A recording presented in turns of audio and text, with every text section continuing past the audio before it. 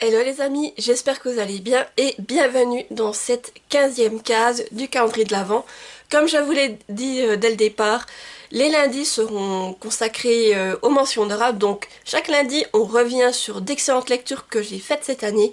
Et là, disons que j'ai sélectionné des lectures que j'ai vraiment adorées et que j'ai hâte de vous représenter pour l'occasion. Donc c'est parti, je vous présente tout ça. Tout d'abord, je voulais revenir sur une trilogie fantasy que j'ai commencé et terminée cette année et qui m'a profondément marquée, que ce soit au niveau des émotions, mais aussi de, j'ai pas seulement de lecture incroyable avec chacun des tomes. Il s'agit tout simplement de Tibéria. Donc là, je vous ai pris le premier tome, Les Protecteurs de David Shop, et c'est en auto-édition. Donc voilà, je vous montre la couverture qui est magnifique. Et pour vous faire juste un petit résumé, en fait, on est à Tibéria. À l'époque, la contrée a vécu le cataclysme et a fait que les différentes régions ont été séparées et maintenant sont seulement raccordées par des ponts. Pour quand même un peu mettre de l'ordre là-dedans, c'est le roi Larcham qui a été élu et depuis on va dire que ça va entre les différentes contrées mais sauf qu'elles sont séparées et le seul moyen d'y accéder c'est d'emprunter des ponts qui les relient. Donc voilà pour ce qui est en tout cas de la situation de la région. Et un jour, on va suivre le jeune Netfer qui, en voulant faire une blague, il va aller dérober à la mage du village un livre. Et il va commencer à le lire. Et là, disons que tout ce qu'il croyait se connaître va être remis en question. Voilà tout ce que je peux vous dire pour le résumer parce que le reste, il faut le découvrir par soi-même. En tout cas, c'est une trilogie intense, j'ai envie de vous dire, car dès le départ, dans le premier tome, on va plus nous poser les éléments, découvrir en fait ces vérités cachées à propos de ce qui s'est passé à Tibéria. Dans le second tome, on va avoir une... Dans le premier tome, déjà, on commence une quête. C'est vrai, oui, ça commence déjà dans le premier tome. Dans le second tome, on va partir à la recherche de créatures fantastiques incroyables. Et dans le dernier tome, bah, bien entendu, ce sera la bataille finale. Voilà. Donc disons qu'il y a pas mal de choses, comme je vous dis, qui se passent à travers cette trilogie. Il y a vraiment aucun moment de répit, c'est toujours, ça s'enchaîne et on ne s'ennuie pas un seul instant. C'est ça que j'ai trouvé incroyable là-dedans, c'est parce qu'en plus, là c'est le premier, ça va, c'est pas le plus gros, mais après ça vient des belles bricasses et je les ai pas vues passer. On rencontre de nouveaux personnages, les personnages sont vraiment bien faits, on s'y attache.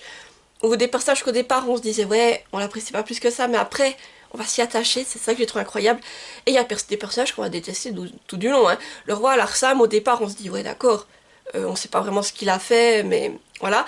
Et on en apprend de plus en plus sur lui, on se dit mais c'est un vrai monstre ce roi. Et dans le troisième tome, l'auteur a la bonne idée de refaire un saut dans le passé pour montrer la jeunesse du roi Larcham. Et là, on voit déjà des choses que ce roi a fait à l'époque. Et on se dit, mais alors, on le prenait déjà pour un monstre, mais alors là, l'opinion, on va dire, ça, c'est toujours de pire en pire que le concernant. Et aussi dans ce tome 3, il va faire des choses mais incroyables, mais vraiment des mauvaises choses qu'on pensait que quand même on n'oserait pas aller jusque-là. Et il le fait, mais c'est horrible. Mais c'est tellement bien mené dans ce récit. Et bien entendu, bah, nos protagonistes vont avoir beaucoup de choses à... Ils vont avoir beaucoup de... Comment? Il va y avoir beaucoup de rebondissements, de péripéties. Et surtout aussi, l'auteur parvient à nous mettre sur les fesses avec des révélations qu'on n'avait tout simplement pas vu venir à chaque fois en se disant mais ah ouais d'accord ça je n'avais pas j'y pensais pas. C'est aussi très bien écrit, c'est fluide, prenant, addictif et je vous dis vous tournez les pages vous vous en rendez pas compte et cet univers fantasy est tellement bien construit avec les différentes contrées, les spécificités qu'ont la population, toutes ces choses là et aussi ces fameuses créatures que j'ai vraiment adoré découvrir et dans le dernier tome, bien entendu, disons que ça a été riche en émotions parce qu'avec tout ce qui s'y passe, et aussi tout du long, c'est prenant parce que comme on suit les différents protagonistes, eh bien, on passe d'un champ de bataille à l'autre. Alors, disons que ça y va, ça palpite et tout. Et de ce qui s'y passe, on a peur pour eux en fait tout du long de ce qui va arriver. Et au final, j'ai envie de dire, quand ça, on se dit ça bon, ça va enfin se tasser un peu. Eh bien non, car en fait on a un nouveau rebondissement qui vient sur le devant de la scène. Et disons que là, même le dénouement final en lui-même se termine par de l'action. Et par une nouvelle menace qui pourrait atteindre cette contrée. Donc c'était vraiment bien trouvé. Je me suis dit à aucun moment ils ont du répit. Mais je dois dire que la force de ce récit c'est vraiment les personnages qu'on y rencontre, on s'y attache, c'est un plaisir à suivre, l'univers est très bien fait. Au fur et à mesure aussi, certains développent des caractéristiques particulières, donc là aussi c'est bien amené. Le fait d'avoir ces créatures ancestrales qu'on va découvrir au fur et à mesure, notamment moi j'ai beaucoup aimé le dragon, donc ça aussi c'est incroyable. Et je ne peux pas vous en dire plus parce que ce serait trop vous spoiler l'histoire.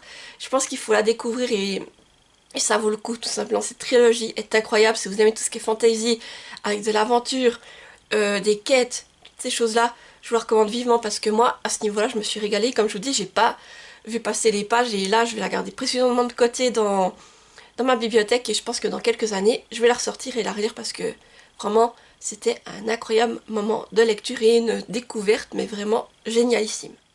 J'avais également envie de revenir sur une réécriture de conte qui nous plonge dans un univers de fantasy que j'avais adoré et je l'avais lu il n'y a pas si longtemps que ça, c'était en octobre après ce que je vois. Donc j'avais envie de vous parler du chant de la lionne et du dragon de Mati Madiel aux éditions Le Héron d'Argent. Voilà, je vous montre la couverture qui est juste sublime. Et là, alors on suit Eva qui est considérée comme une héroïne parce qu'elle a réussi à venir à un bout d'un dragon. Et Eva, elle va devoir s'engager dans l'armée parce elle doit récupérer une certaine somme d'argent pour constituer la dot de sa sœur qui souhaite se marier. Sauf que lors d'un combat, sa précieuse fauvette va être éloignée du champ de bataille par un mystérieux chat blanc et elle va donc la perdre. Et pour elle, cette fauvette est très importante car c'est en fait le dernier cadeau qu'elle a de sa mère et celle-ci est décédée. Et disons que Eva, elle est dévastée suite à la disparition de sa fauvette. Son père va partir à la recherche de la fauvette, mais elle va à son tour disparaître. Et donc Eva va prendre la décision de, elle aussi, partir à la recherche de la fauvette et de son père. Et disons que tout cela va la mener dans l'antre d'une mystérieuse lionne. Voilà tout ce que je peux vous dire. Alors ici, c'était une excellente lecture. Alors déjà, c'est une réécriture de conte, je vous ai dit là, c'est en fait une réécriture du conte La Fauvette qui chante, qui sautille des frères Grimm. Alors un conte que je n'avais jamais entendu, mais j'ai beaucoup aimé, car on est tout de suite embarqué dans un univers prenant, j'ai envie de dire, et l'univers il est immersif aussi, c'est ça que j'ai adoré, je me suis rentrée dedans, et en plus on a des personnages attachants et vraiment très très bien construits, franchement on s'y attache, c'est vraiment fait, et puis j'avais l'impression de faire partie du groupe en lisant ce livre, c'est ça que j'ai adoré. Et c'est aussi un autre point qui les rend vraiment plus humains, j'ai envie de dire, c'est que l'autrice, elle n'hésite pas à nous montrer les séquelles qu'ils ont, les angoisses et les traumatismes de chacun, donc ça les rend encore plus humains, je trouve, de mon côté. Et aussi, je dois dire que ce que j'ai bien apprécié, c'est qu'on a des personnages avec un certain statut, mais ils n'en jouent pas, c'est-à-dire que ça reste des personnages simples, sans... Voilà, qu'il faut pas en faire tout des caisses parce que c'est monsieur, madame, tel et tel. Non, ils étaient vraiment très simples à ce niveau-là et c'est ça que j'ai adoré. Et là, on va avoir un groupe qui va se créer, mais ce groupe, c'était une pépite. C'était vraiment incroyable à y suivre, tout ce qui se passe entre eux. C'était génial. Bien entendu, Eva, elle est très attachée à sa fauvette et ça se ressent dès le départ. Et on voit que justement qu'elle y tient beaucoup à cet oiseau qui s'appelle Fauve. Et quand il disparaît, moi je vous dis, ça m'a brisé le cœur comme pour Eva. Je me sentais vraiment très mal de voir que l'oiseau ait disparu et vraiment ça m'a fait mal au cœur cette disparition car on voyait cet attachement. Et là aussi, on a envie d'aider Eva à retrouver cette fauvette et c'est ça que j'ai beaucoup aimé, la manière qu'on voit cet attachement. Mais après, on va tomber, comme je vous dis, sur ce groupe de personnes et on va voir aussi là les liens qui vont se créer entre eux qui sont très très forts. Et c'est ça que j'ai aussi trouvé incroyable et que là aussi j'étais attachée à chacun d'eux et s'il y avait arrivé quelque chose, mais je pense que ça m'aurait brisé le cœur également, ça... Voilà, c'était incroyable la manière dont c'était fait, c'est vraiment, je pense, le point fort de ce livre, l'attachement entre les personnages, leur complicité, alors qu'au départ, on va dire qu'ils sont peut-être pas totalement faits pour s'entendre, mais comme c'est fait, tout ça, c'est juste génial. Et bien entendu, tout au long de l'histoire, on va avoir des secrets, des mystères qui vont nous être dévoilés, et Eva, elle va aussi se lancer dans une quête pour essayer d'aider ses nouveaux amis. Donc ça aussi, j'ai adoré la quête dans laquelle il se lance. Et justement, le but qu'il recherche, parce que je peux pas trop vous en dire pour pas vous spoiler, mais j'ai beaucoup aimé ces mystères. Et surtout, on parle un peu de malédiction, donc la malédiction qui est mise en avant dans ce récit, j'ai beaucoup apprécié. En plus, là-dedans, on a un dénouement final qui est riche en émotions et qui est captivant, franchement je me suis régalée. Comme pour le reste de l'histoire, j'ai envie de dire que j'ai pas vu les pages passer, c'était incroyable. Vraiment, j'ai été prise dans cette lecture, dans cette réécriture, cet univers, tout m'a plu. Et en plus, ce que je peux vous dire, c'est qu'à l'intérieur, il y a une romance FF qui se développe gentiment. Et c'est drôle car on a l'impression que tout le monde la voit venir, sauf notre protagoniste principal, et c'est ça que j'ai vraiment apprécié. Et autre point important, c'est qu'à l'intérieur du livre, à la fin, vous avez le conte d'origine, donc la fauvette qui saute, qui chante, qui sautille, c'est ça. Et justement, vous avez la version originale du conte qui est à la fin, comme ça vous pouvez la lire et voir exactement ce qui a été repris pour cette réécriture et tous ces éléments. Et ça, j'ai trouvé que c'était vraiment intéressant de l'avoir mis à l'intérieur. En tout cas, aussi, c'est un magnifique objet livre, comme d'habitude avec les hérons d'argent. Regardez, les pages, c'est magnifique, franchement. Le travail éditorial de cette maison d'édition est juste dingue. Et là, vous avez les entêtes de chapitres, magnifique. Et là, on avait le soleil, là, dans les hauts de page, et les lunes dans les bas de page. Vraiment, un magnifique travail éditorial. Et là, comme je vous dis, moi, cette lecture, si vous aimez le fantasy avec un peu de la réécriture de contes et que vous avez envie de découvrir un conte qui est pas très connu, je vous le recommande vivement. Et en plus, Les Hérons d'Argent, c'est une maison d'édition que je soutiens, car franchement, ils publient des très beaux livres, déjà, mais en plus, ils publient que des auteurs francophones, et ça, franchement, je trouve que ça a le mérite d'être soutenu et mis en avant. Donc en tout cas, pour moi, comme je vous dis, une excellente lecture et je ne peux que vous la recommander. Et pour terminer, j'avais envie de revenir sur un récit jeunesse. Alors cette fois, je ne vous montre pas de BD, mais on va dire que c'est un récit jeunesse que j'ai découvert cette année, qui est vraiment intéressant et surtout qui a énormément d'illustrations, donc je pense que ça peut équivaloir à une BD, mais quand même avec plus de texte.